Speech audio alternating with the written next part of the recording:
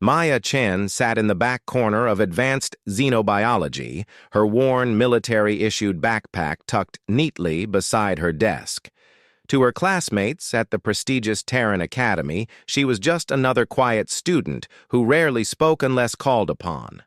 They saw her simple clothes, her preference for sitting alone, and her habit of staring out the window during lectures. What they didn't see were the faint scars that traced along her arms like silver threads, or the way her eyes constantly swept the room, cataloging exits and potential threats. "Miss Chen," Professor Valdris called out, his blue-tinted skin shimmering under the classroom lights. The Altarian instructor had a reputation for putting students on the spot. "Since you seem so fascinated by something outside, perhaps you can tell us about the defensive mechanisms of the Krillian sandworms?" A few students snickered.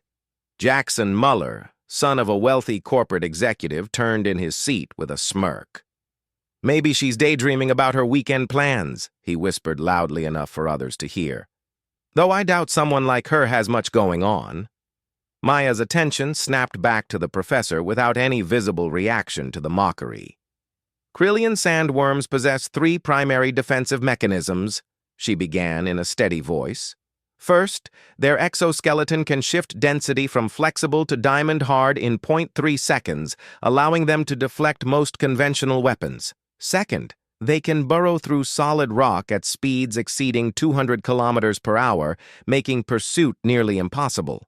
Third, they release a neurotoxin through specialized glands that causes temporary paralysis in most humanoid species."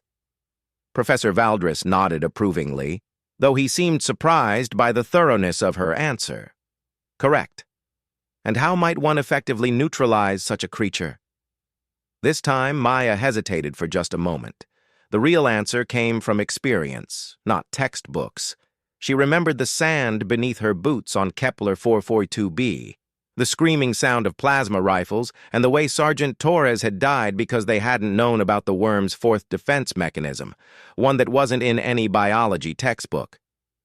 "Thermal disruption," she said finally, sticking to academic knowledge.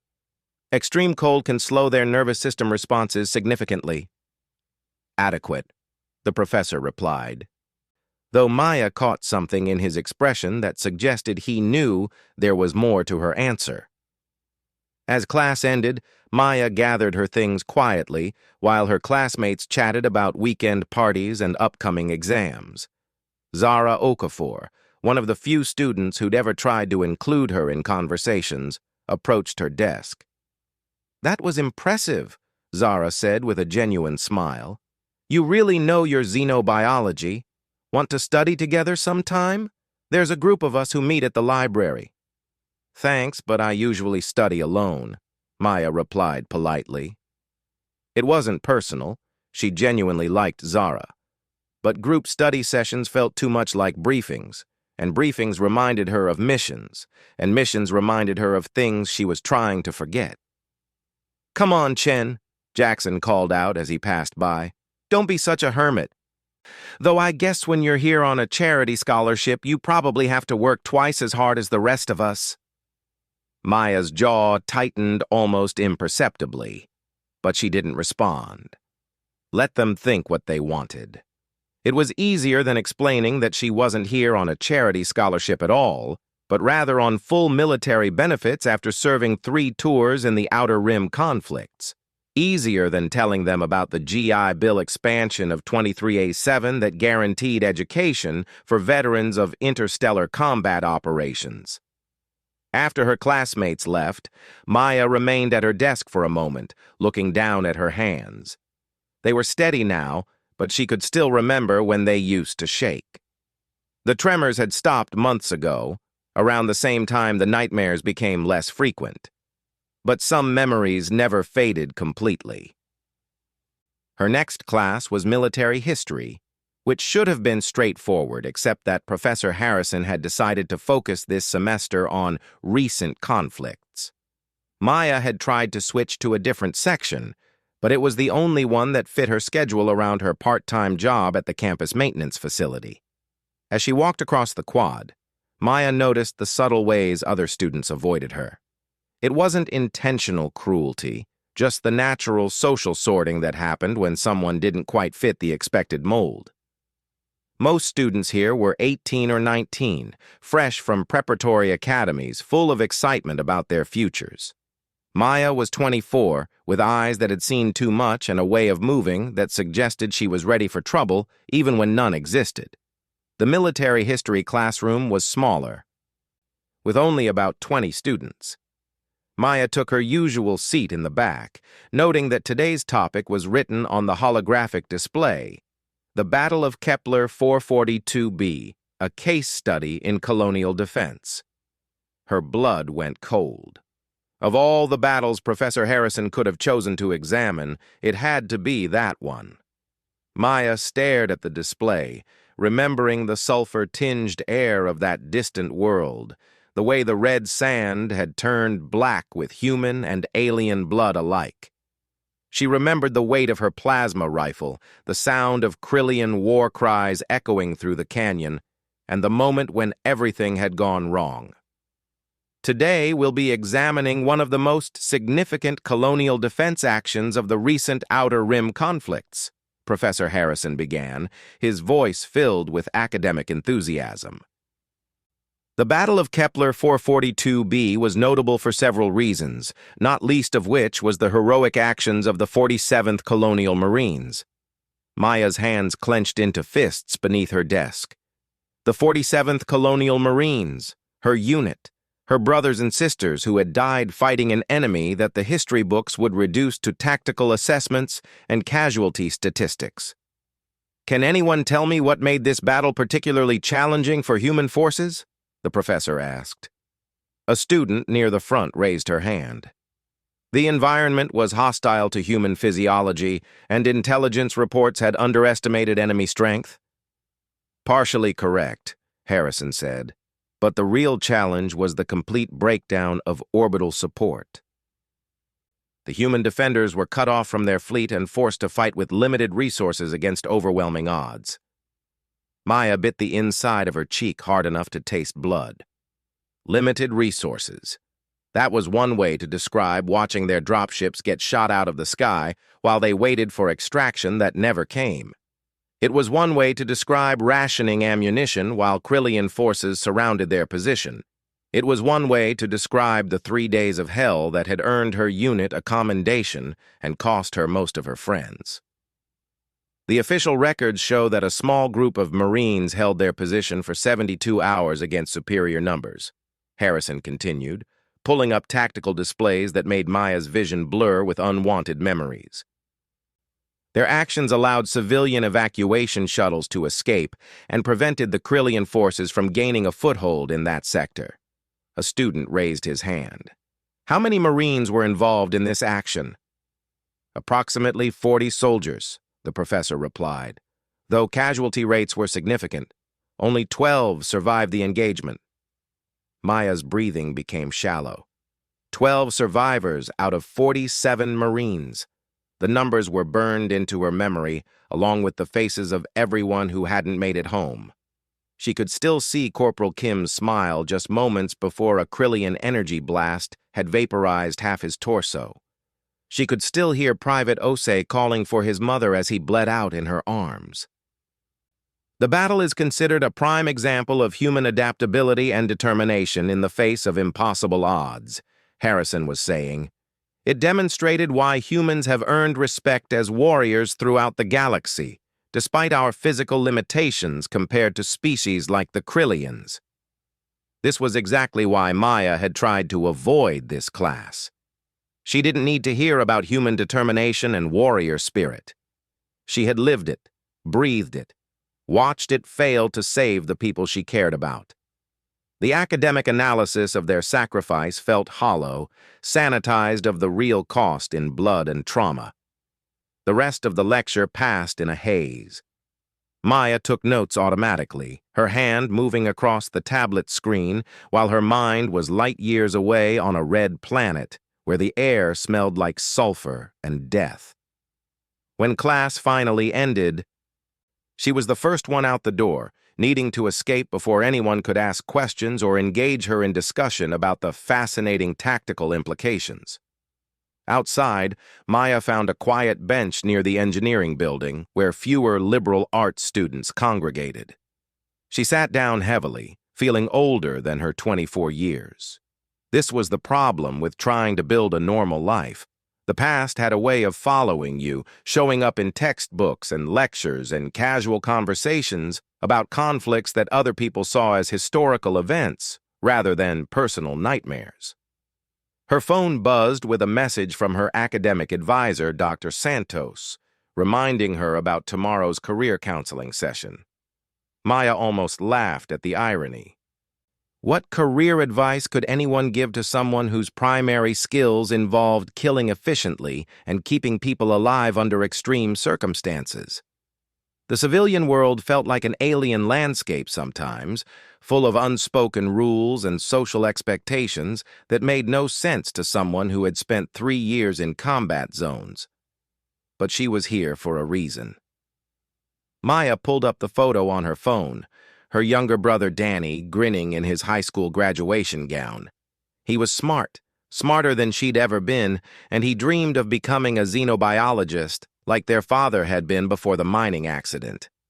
Maya's GI benefits could pay for his education, too, but only if she completed her own degree first. That was the deal she'd made with herself. 4 years of pretending to be a normal college student so Danny could have the future he deserved. A group of students walked by, laughing about something that had happened at last weekend's party. Maya watched them with a mixture of envy and bewilderment. They seemed so young, so carefree, unburdened by the weight of real consequences. She wondered what it would have been like to be their age without ever having seen war, to worry about exam grades instead of whether your squad would make it through the night. As evening approached, Maya made her way to the campus maintenance facility for her shift. The work was simple: checking building systems, replacing burned-out lights, handling minor repairs, but she found it oddly soothing. There was something honest about fixing things, about solving problems that had clear solutions. Plus, the night shift meant fewer people around to make awkward small talk or ask questions about her background. She was replacing air filters in the science building when she heard voices coming from one of the upper floors. That was unusual. Most departments were closed by this hour. Maya's training kicked in automatically, and she found herself moving silently up the stairs to investigate. Old habits died hard, and suspicious activity still triggered her threat assessment protocols even in a supposedly safe environment.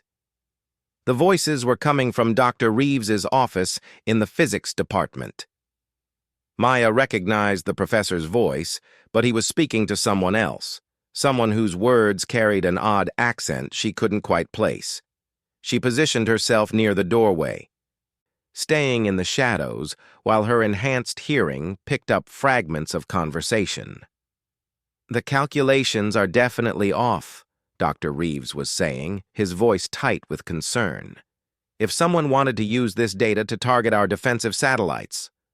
"You worry too much, Professor," the other voice replied, and Maya felt her blood chill.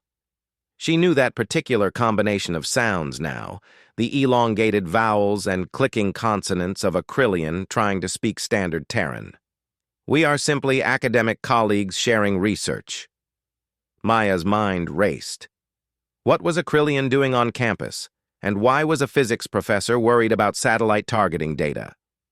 The peace accords signed after Kepler 442b had established formal diplomatic relations between humans and Krillians, but that didn't mean all members of either species were committed to maintaining that peace.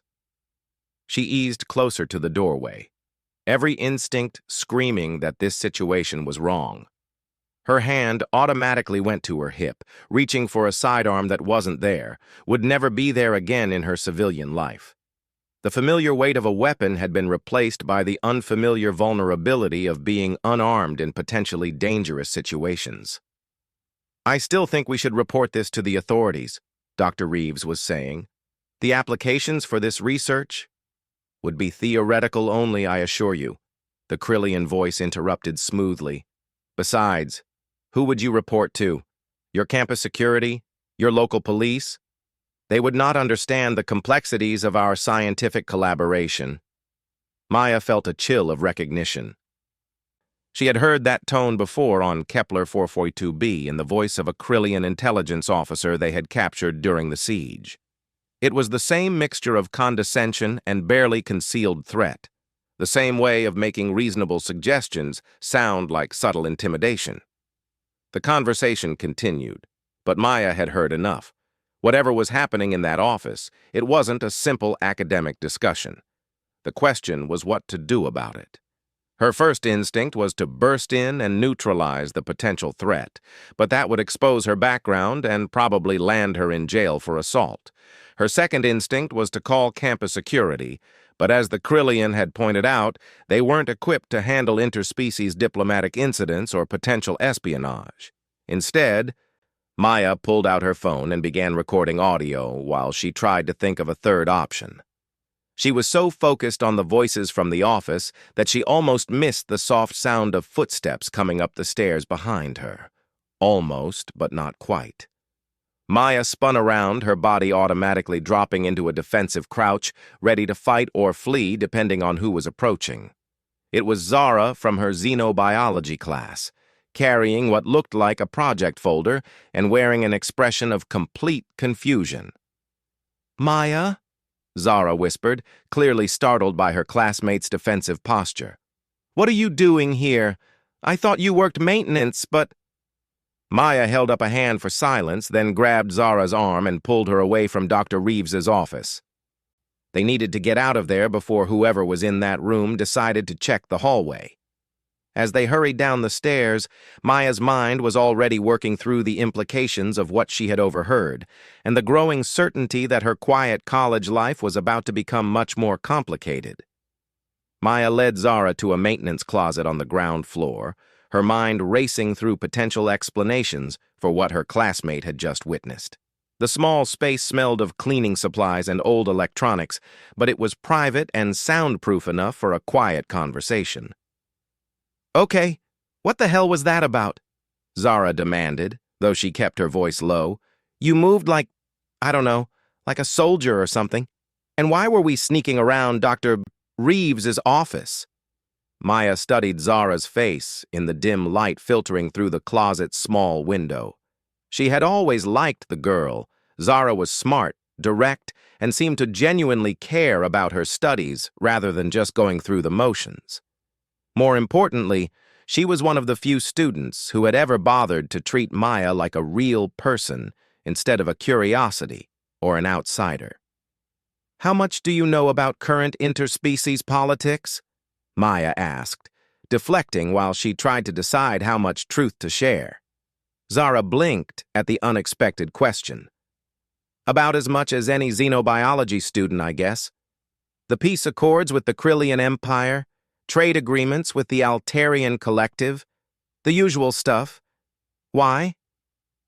"There was a Krillian in Dr. Reeves's office," Maya said carefully. "They were discussing research that could be used to target defensive satellites." "Wait, what?" Zara's eyes widened. That can't be right. Dr. Reeves teaches theoretical physics.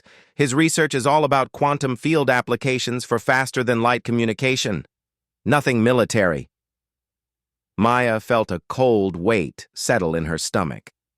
Faster-than-light communication research could absolutely have military applications, especially if someone wanted to coordinate attacks across multiple star systems simultaneously.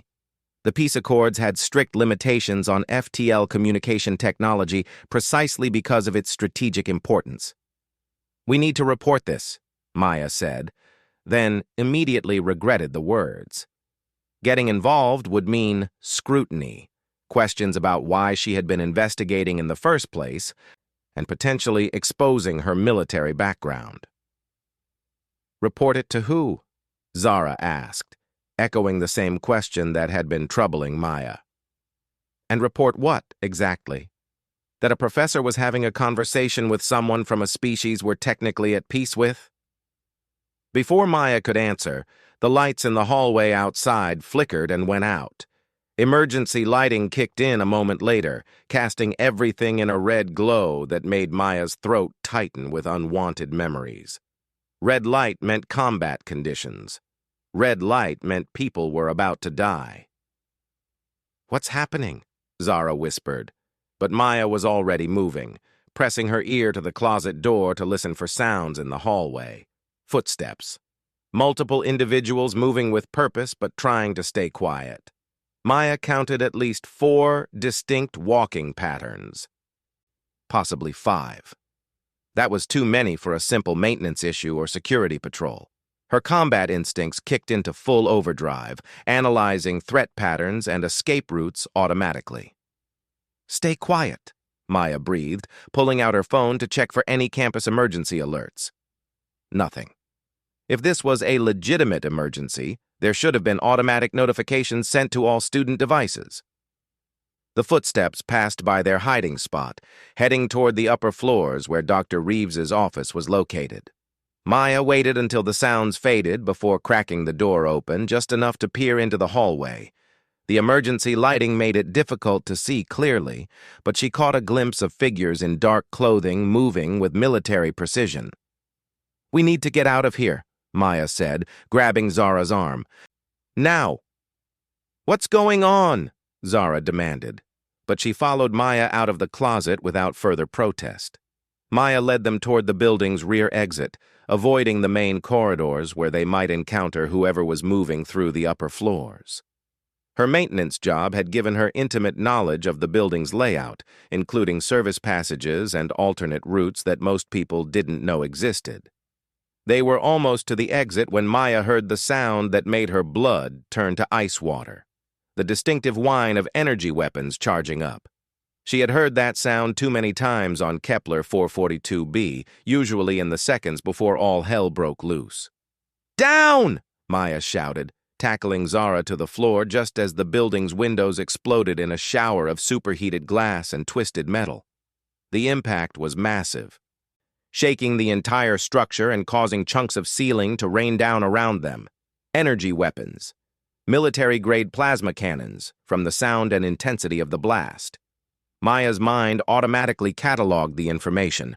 Multiple firing positions, coordinated attack pattern, probably a full assault team. This wasn't random violence or a simple robbery gone wrong. This was a professional military operation. "Maya!" Zara was screaming her name, but the sound seemed to come from very far away. Maya shook her head, trying to clear the ringing in her ears and focus on their immediate situation. They were pinned down in a hallway with no cover and an unknown number of hostiles somewhere in the building. More energy blasts lit up the night outside, followed by the sound of explosions from other buildings on campus. This wasn't just an attack on the science building. It was a coordinated assault on the entire academy. "We have to move," Maya said, hauling Zara to her feet. "There's a service tunnel that connects to the engineering building. We can get to campus security from there." "Campus security?" Zara stared at her in disbelief. "Maya, look outside. This isn't something campus security can handle. We need to call the military." Maya was already moving, leading Zara down a narrow corridor toward the service tunnel entrance. "The military takes time to mobilize and deploy. We need immediate help. And campus security has direct communication with local defense forces." What she didn't say was that campus security also had access to the Academy's defensive systems, systems that she knew about from her veterans' briefings, but couldn't mention without revealing her background. The Terran Academy wasn't just a university, it was also a research facility with ties to military development projects. That meant it had defenses that most civilian installations lacked. They reached the tunnel entrance just as another explosion rocked the building, this one much closer. Maya could smell smoke and the ozone scent of discharged energy weapons. Whoever was attacking had definitely brought serious firepower. The service tunnel was cramped and dark, lit only by their phones' flashlights. Maya led the way, moving as quickly as she dared while trying to stay quiet. The tunnel connected several buildings on campus, originally designed for utility access, but now serving as an escape route. "How do you know about these tunnels?" Zara asked as they crawled through a particularly narrow section. "I've been here for 3 years and never heard of them." "Maintenance job," Maya replied tersely. It was true, though incomplete. She had also studied the academy's layout during her initial security briefing as an incoming veteran student. Old habits from military intelligence training died hard. They were halfway to the engineering building when Maya heard voices echoing through the tunnel behind them. The acoustics made it impossible to determine exact distance, but someone was definitely following their route. "Move faster," Maya whispered, pushing Zara ahead of her while she stayed between her classmate and the potential threat. If they were being pursued, she would handle it. Zara was a civilian, brilliant and brave, but not trained for combat situations. The tunnel opened into the engineering building's basement, near the main power distribution center. Maya had hoped to find campus security personnel here, but the area was deserted. Emergency lighting cast eerie shadows across banks of humming machinery and control panels. "Where is everyone?" Zara asked, looking around nervously. Maya was wondering the same thing. During any emergency, the engineering building should have been full of maintenance staff checking systems and coordinating with security. The fact that it was empty suggested either that the attack had been more successful than she'd feared, or that this was an inside operation with detailed knowledge of campus security protocols. She was about to suggest they try to reach the main security office when she heard a familiar sound. The soft whirring of servo motors that powered Krillian combat armor. Maya's blood went cold as memories of the siege on Kepler 442b flooded back. She had learned to identify that sound during long nights when Krillian raiders had stalked the perimeter of their defensive positions. "Hide," Maya whispered urgently, pushing Zara behind a bank of electrical panels. "Whatever happens, stay quiet and don't move until I tell you." "Maya, what?" "Just trust me." Maya cut her off, then moved to a position where she could observe the tunnel entrance while remaining concealed. 3 figures emerged from the tunnel, moving with the fluid grace that characterized Krillian physiology. They wore dark combat armor that seemed to absorb light rather than reflecting it, making them difficult to track visually. Advanced military hardware, the kind that wasn't supposed to exist outside of active military units. Maya's mind raced through tactical assessments. 3 hostiles, unknown weapons loadout, superior technology, and training. She was unarmed, responsible for a civilian, and operating in unfamiliar terrain. By any reasonable military analysis, her best option was to remain hidden and hope they moved on. But then one of the Krillians spoke, and Maya recognized the voice from Dr. Reeves's office, the same smooth, condescending tone that had made her skin crawl earlier. "The human professor was most cooperative once he understood the consequences of refusing our request," the Krillian was saying in their clicking language. Maya's combat translation software, still implanted from her military service, automatically processed the words. "His research will prove most useful for our purposes." "And the other humans?" asked a second voice. "Eliminated or neutralized. The security forces were inadequate, as expected." Maya felt rage building in her chest, cold and focused and familiar. These weren't diplomatic visitors or academic collaborators. They were enemy combatants who had attacked civilian targets and murdered innocent people. People like Dr. Reeves, who had tried to do the right thing and paid for it with his life. The third Krillian gestured toward the power distribution center. "Disable the primary systems. We need to ensure no communications reach the orbital defense platforms until our ships are in position." Ships. This wasn't just a raid or a terrorist attack. It was the opening move of a larger military operation. Maya's tactical training kicked into overdrive, analyzing the implications. If enemy ships were moving into position while communication systems were down, the entire colony could be at risk. She had two choices: remain hidden and hope that someone else would deal with the larger threat, or take action despite being outgunned and outnumbered. The smart, safe choice was obvious. The choice that her training and her conscience demanded was something else entirely.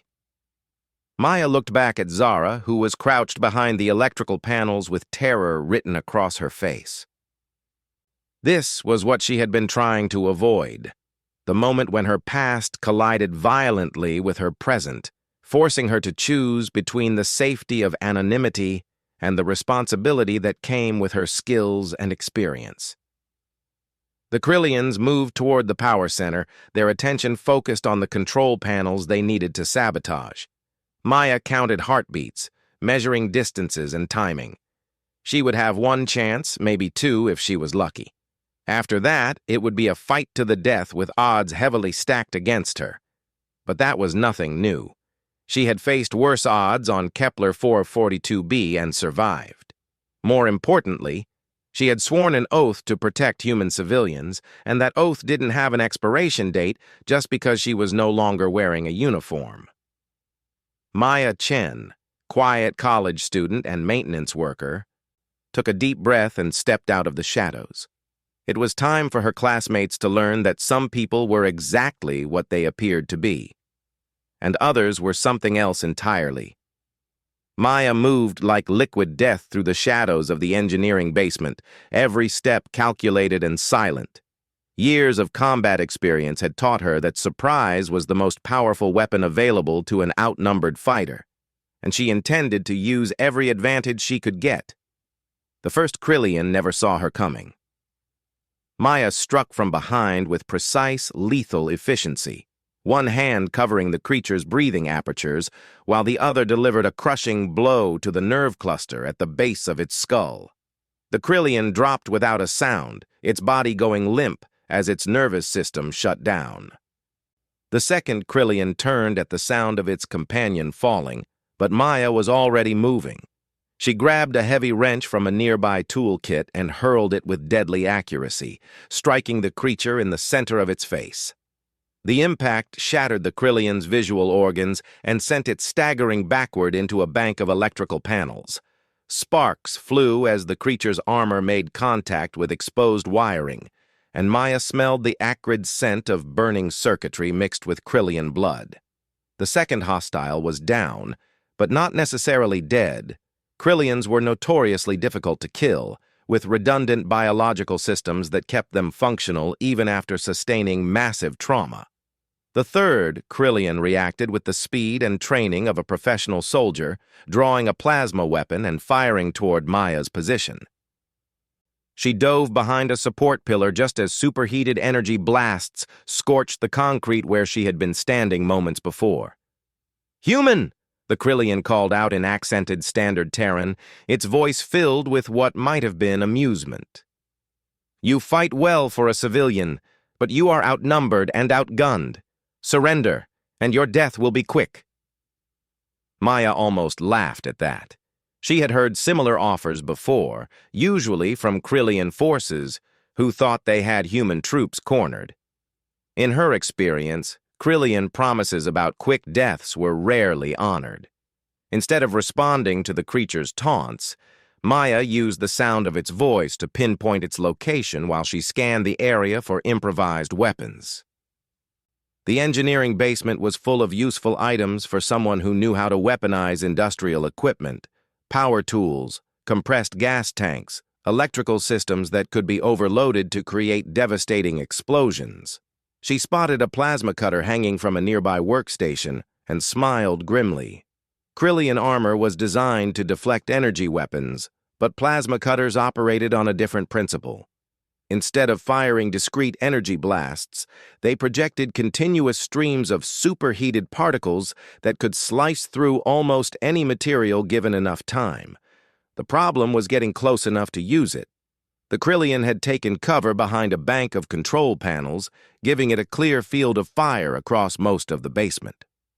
Maya would need a distraction, something to draw the creature's attention while she moved into position. That's when she heard Zara's voice calling softly from her hiding place. "Maya, what's happening? Should I call for help?" The Krillian's head turned slightly toward the sound, and Maya saw her opportunity.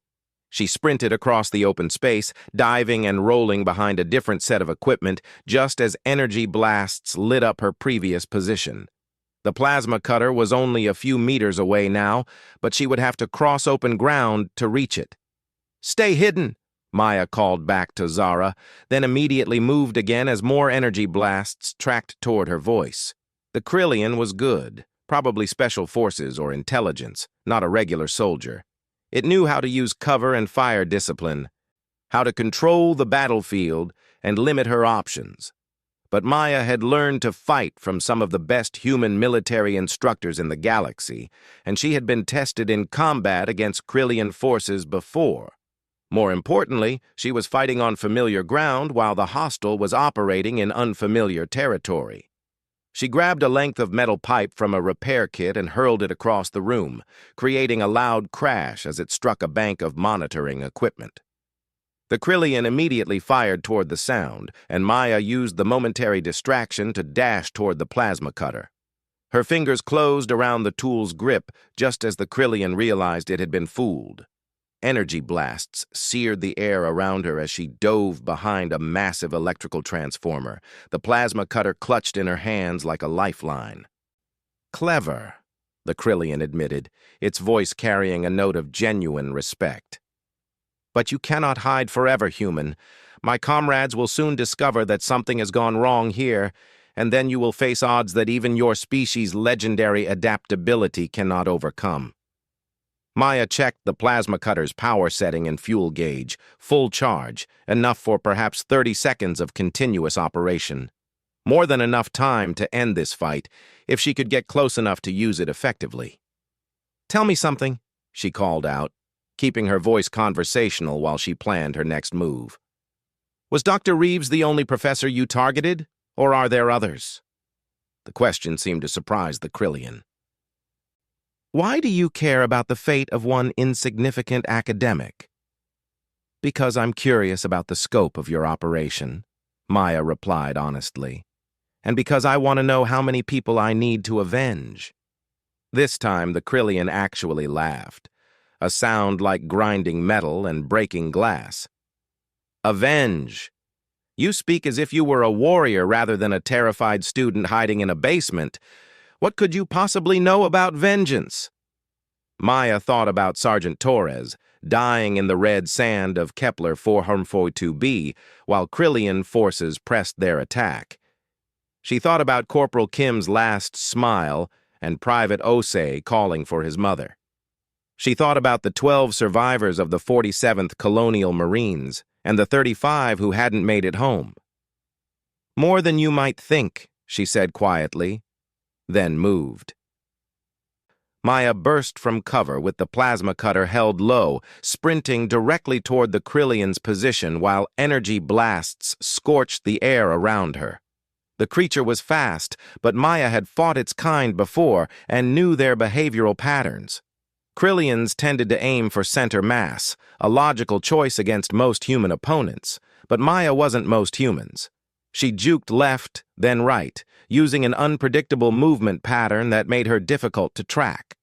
One energy blast came close enough to singe the hair on her arm, but she kept moving forward with the focused determination of someone who had charged across far more dangerous ground. The Krillian tried to adjust its position, rising from cover to get a better firing angle, and Maya saw her opening. She activated the plasma cutter and lunged forward.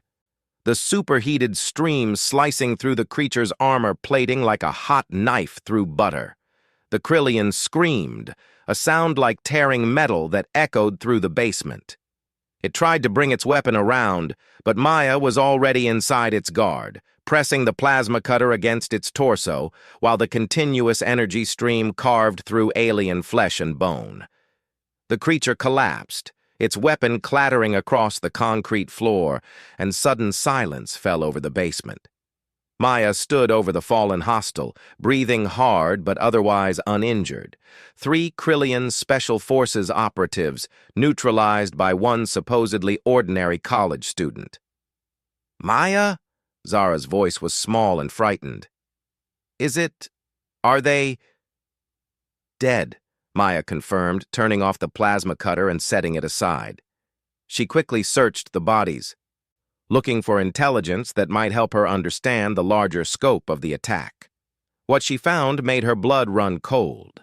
Each Krillian carried communication equipment linked to orbital vessels, tactical displays showing campus maps marked with strategic targets, and most disturbing of all, student identification photos. They hadn't just been targeting professors or research facilities, they had been hunting specific individuals. Zara's photo was among them, so was Maya's. "We need to get out of here," Maya said, grabbing Zara's hand and pulling her toward the basement exit. "This isn't over. There are more of them, and they're specifically targeting students." "I don't understand," Zara said as they climbed the stairs toward the main floor.